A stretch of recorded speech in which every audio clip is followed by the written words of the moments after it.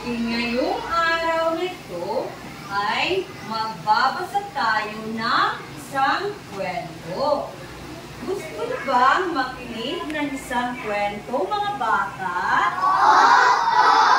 Okay, ang kwentong babasahin natin ngayon ay tungkol kina Tik-Tak-Tok at Tik-Pak-Boom. Okay, base sa inyong larawan na nakikita, ito ang kwento ng magkakapatid na may iba't ibang ugali. Ano kaya ang matutunan natin sa kwentong ito? Malalaman natin mamaya. Okay, ito si Tik-Tak-Tok at Tik-Pak-Boom. Ano kayang klaseng hayop si Tik-Tak-Tok at Tik-Pak-Boom? Okay, yes, Chloe. Aso. Okay, gamitin mo sa tamang pangusap, Chloe. Kunin mo yung ano mo. Anong klaseng, anong klaseng hayop si Tik-Tak-Tok at Tik-Pak-Boom?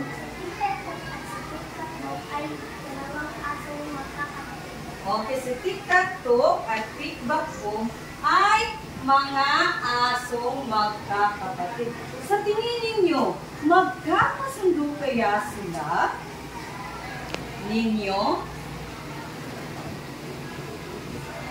Magkakasundo kaya sila ninyo sa tingin mo? Okay. So, ngayong araw, babasahin natin ang kwento nila. Pero bago natin tatalakayin, bigyan muna natin kahulugan ang mga salitang itidikit ko sa chalkboard. Okay. Babasahin ninyo lahat ang kahulugan at magtatawag ako ng isang bata para buuin niya ang tamang nakahalong letra. Naintindihan, mga bata? Okay, basahin nyo ang lahat. Ang unang kahulugan. Kaibigan sa laro. Okay, sino ang pwedeng makabuo ng letra? Ace, pumunta ka nga sa kusara.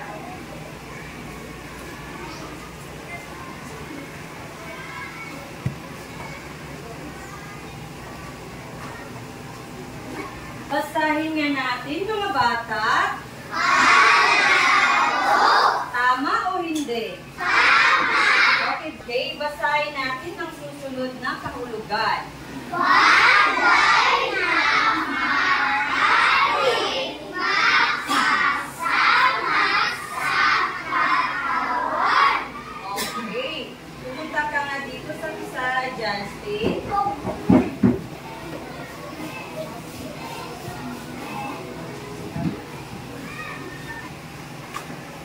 Okay, so ano ang ibig sabihin ng bagay na maaaring makasama sa katawan? Okay, so itong mga salitang ito ay magagamit natin sa ating babasahing kwento. So bago ko ikukwento sa inyo, gusto ko muna kayong tanungin kung sino sa inyo ang may mga kapatid dito.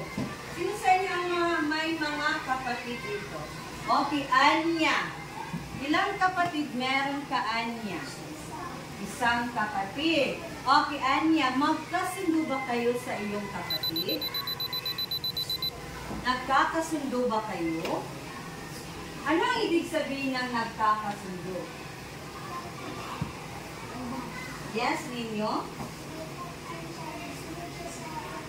Okay, tumayo ka. Okay, sumunod sa ate at hindi nag-aaway. Okay, sino pa sa inyo dito ang may kapatid? Sian. Ilang kapatid Sian mayroon ka? 3. Sumahan mo ba ang iyong kapatid Sian? Sinusunod mo ba sila? Okay. So, lahat kayo dito ay may mga kapatid. So, sa kwentong ating babasahin, natin o ikukwento ko sa inyo kung anong klaseng magkapatid sila. So, kaya ngayon mga bata, handa na ba kayong makinig sa ating kwento? Opo! Handa na ba kayong makinig sa mga kwento ni Teacher Jessica? Opo! Okay. Babasahin ko ang kwento. Pakinggan ninyong mabuti kung paano ko binasa ang kwento ng may tamang tono at ekspresyon. Pagkatapos kong babasahin, ay kayo naman ang magbabasa. So, pakinggan niyong mabuti ang inyong guro, mga bata. Opo! Okay. Ito ang kwento ni Tita ko at Tita ko. Magkapatid sina Tita ko at Tita ko. Ngunit, magkaiba ang kanilang ugali. Kaya madalas ay lagi silang nag-aaway. O mga bata, sino-sino ang magkakapatid sa kwento na aking babasahin? Yes, Georgian? Okay, ang magkapatid ay si Tita ko at Tita ko. Tinikman. Ang sarap, sabi ni Tita ko. Kainin naman. Sigaw ni Tita ko, bigyan mo ko kahit konti. Sumagot naman si Tita ko, kunin mo mga paa mo. At tumawa habang siya'y tumatakbo. Ha, kunin mo mga paa mo. Eh, mabuti ba ang ginawa ni Tita ko sa kanyang kapatid? Mabuti kaya ang ginawa niya, Aliana? Bakit hindi mabuti? Nor hindi mabuti? So, bakit hindi mabuti ang ginawa niya sa kapatid niya? Talia. Okay, dahil hindi niya binigyan. Kayo ba, okay lang ba sa inyo na nilalamangan kayo ng iyong kapatid or hindi kayo sinusunod ng yes, Kenneth? Bakit hindi okay? Okay, dahil hindi siya nagbibigay ng karne. Okay. At naghabulan silang dalawa. So, dahil hindi binigyan ni Tita ko ng karne si Tita ko, naghabulan silang dalawa. Nakapagtago agad si Tita ko. Hingal naman si Tita ko. Habang nagpapahinga si Tita ko, dumating ang isang matadero. Okay, everyone, ano nga ang ibig sabihin ulit ng matadero? Barayman. Ano ang ibig sabihin ng matadero?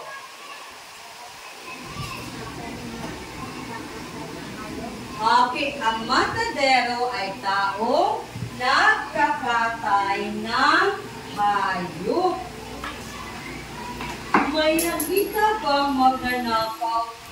May nakita ka bang magnanakaw na may dalang karne? Tanong ng matadero kay Tita ko. Wala ho, sagot ni Tita ko. Sabi ni Tita ko, ninakaw pala ang karne. Pagkatapos, ang sabi ng matadero, masamang kainin yun. May lason o bulok ang karning yun. At napaisip si Tita ko. Bulok pala ang karning yun at may lason? Ano kaya ang mangyayari kung kinain ni Tita ko ang karne? Ano kaya ang mangyayari kung kinain ni Tita ko ang karne? Yes, Ma Chloe. Malason si Tita ko. Okay, malalapusiding, malalason si Pickpackboom. So kung ikaw si Tiktakbo, ano ang gagawin mo kung nalaman mo may lason ang karne? Ano ang gagawin mo, Anya? Tutulungan mo si Pickpackboom. Okay. Tumakbo agad si Tiktakbo at sumigaw, Pickpackboom! Pickpackboom! Huwag mong kainin ang karne! Malason yan! Ano kaya ang mangyayari kay Pickpackboom? Kinain kaya ni Pickpackboom ang karne? Kinain kaya? Ano sa tingin ninyo? Kinain kaya ni Pickpackboom? At si Tiapia? Paano mo nasasabing hindi niya kinain ang karne? Paano mo nasasabi ninyo? Para hindi siya mamatay? Okay. Paano mo nasasabing hindi kinain ni Pickpackboom ang karne?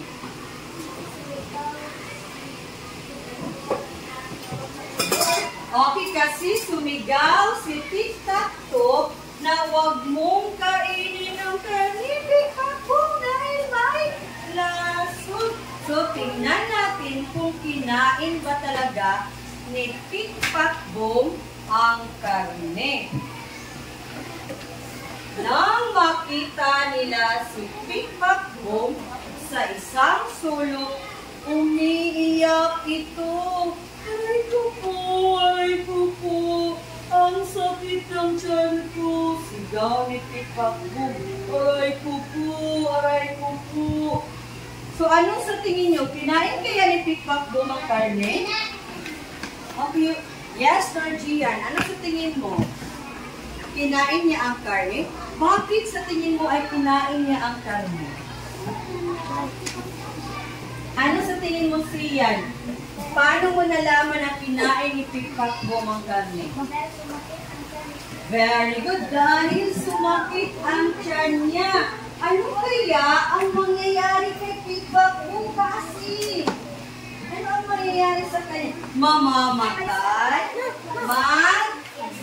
Magkasakit? Okay, tingnan natin uli.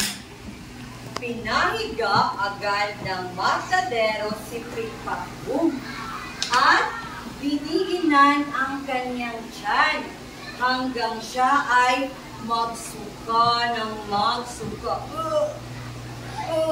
Sabi ni Pickpackboom. Pagkatapos, kumuha ng tubig si Tiktakbo at pinainom ang kapatid niya. Saka pa lamang nawala ang sakit ng tiyan ni Pickpackboom. Okay, paano kaya kung hindi dumating ang matadero? Ano kaya ang mangyayari kung hindi nakasalamuha ni Tiktakbo ang matadero? Ano kaya ang mangyayari kay Pickpackboom? Okay, ano kaya ang mangyayari kay Pickpackboom kung hindi dumating ang matadero? Magkasakit? Okay, ano pa? Yes ninyo. Okay, maaari siyang mamatay. Bakit siya mamamatay? Dahil, same answer racing. Bakit siya mamamatay, SM? Dahil, wala siyang, bakit siya mamamatay? Dahil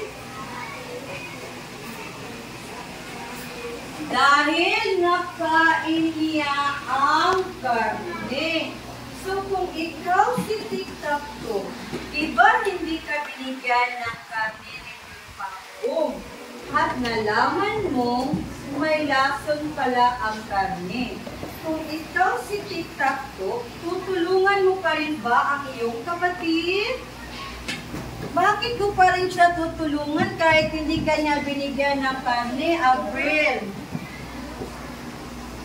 Okay, dahil siya ay aking kapatid. So, ang ibig sabihin, mahal ni Tiktakbo ang kanyang kapatid.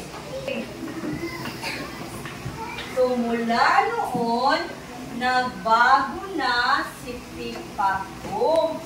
Hindi na sila nag-aaway ng kanyang kapatid. Hindi na rin na ito nilalamangan. Naging magkaibigan na sila at naging masaya. So base sa kwentong ating binasa, tingnan nyo nga ang mga larawang ito.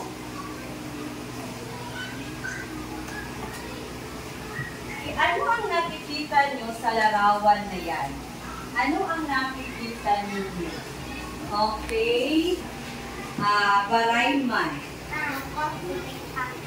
Malungkot si Pipagong. Base sa larawang ito, ano ang matututunan natin sa kwento ito? Ano ang nangyari sa larawang ito? Ano ang nangyari sa larawang ito, Aliana? Lakasan mo yung boses mo. Sumakit ang tiyan ni Pipagong. So, makakapulot kayo ng pagkain sa kali o sa lansangan. Ano ang inyong gagawin at ano ang natutunan ninyo base sa kwento? Okay, Anya. Ano ang gagawin mo sa pagkain na iyong mapupulot? Hindi kakainin dahil? Okay, very good. Hindi kakainin dahil baka may lason. So, dili patagkaog kaon porque napulot mo. So, ngayon naman ay babasahin ninyong ulit. Okay. Sa bawat slide ay babasahin ng unang grupo ang group 1, and then pangalawang grupo sa susunod at pangatlong grupo naman. Okay. Basahin niyo ang lahat ang pamagat. Pipagong at Pipagong. Again. Pipagong at Pipagong. Okay, group 1. Basahin niyo ang lahat. Magkapatid sila, Pipagong at Pipagong. Ngunit magkaiba ang kanilang ugali. Kaya madalas ay nag-aaway sila. Celery, basahin niyo nga ulit. Sila, Pipagong at Pipagong. Ngunit magkaiba ang kanilang ugali. Kaya madalas ay nag-aaway sila. Okay, so nagustuhan niyo ba ang kwentong inyong binasa? Okay, bakit po nagustuhan ang Thea? Kasi tungkol sa magkapatid na, okay, kasi.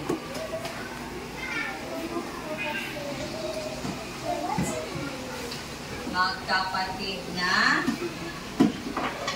ano pa? Okay, mag-flowing. Kasi pagkatapos ng kwento, nakakaibigan sila.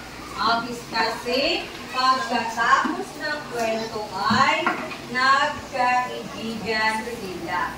So, balikan natin ang mga salitang ating binigyang kahulugan at gamitin ninyo ito sa pangungusap. Okay, basahin nyo nga ito.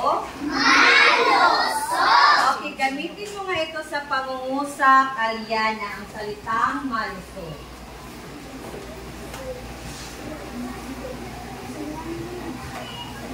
Okay, gamitin mo sa pangungusap. Sige, Aliana.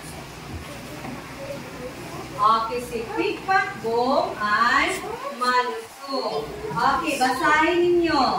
Inaman. At pangungusap. Okay, tinangay ni Pipagong ang karni ni Tiktak-tok. Okay, ikatlong salita. Basahin nyo lahat. Palaro. Okay, Kenneth. Okay, Jandel. Si Tikpak-Boom ay kalaro ni Tic-Tac-Toe. Okay, sunod naman. Okay, gamitin mo sa pangungusap sa lila. Okay, Norgina, gamitin mo sa pangungusap. Ang matadero ang nagkakatay ng karne. Ano pa? Basahin niyo ang salita. Kagalit. Okay, gamitin mo sa pangungusap Leo ang salitang kagalit. Kagalit si Tikpak-Boom at Tic-Tac-Toe. Okay. So, susunod naman na salita. Basahin ninyo lahat.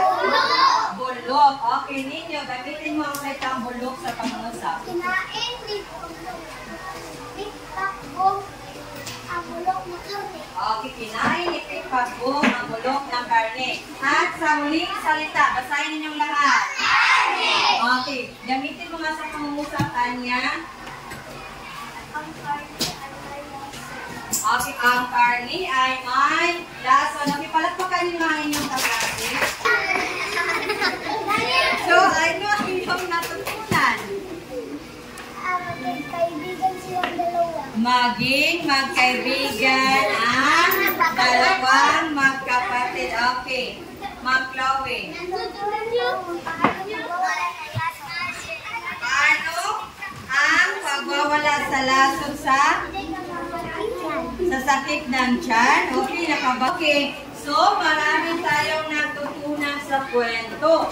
Una, maging mabait sa iyong kapatid at huwag manlamang. Pangalawa, huwag pulutin ang pagkain kung nasa lansangan o hindi mo alam kung saan galing. At pangatlo, natutunan daw ni Ma Chloe ang pagiging marunong magbigay ng first aid kung may taong nakakain ng lason. So, marunong na siyang gumamot, sabi niya. So, yun ang mga natutunan natin sa kwento. So, ngayon naman ay isusulat ninyo ang mga sagot sa tanong na ito. Okay, kumuha kayo ng inyong kwaderno or notebook.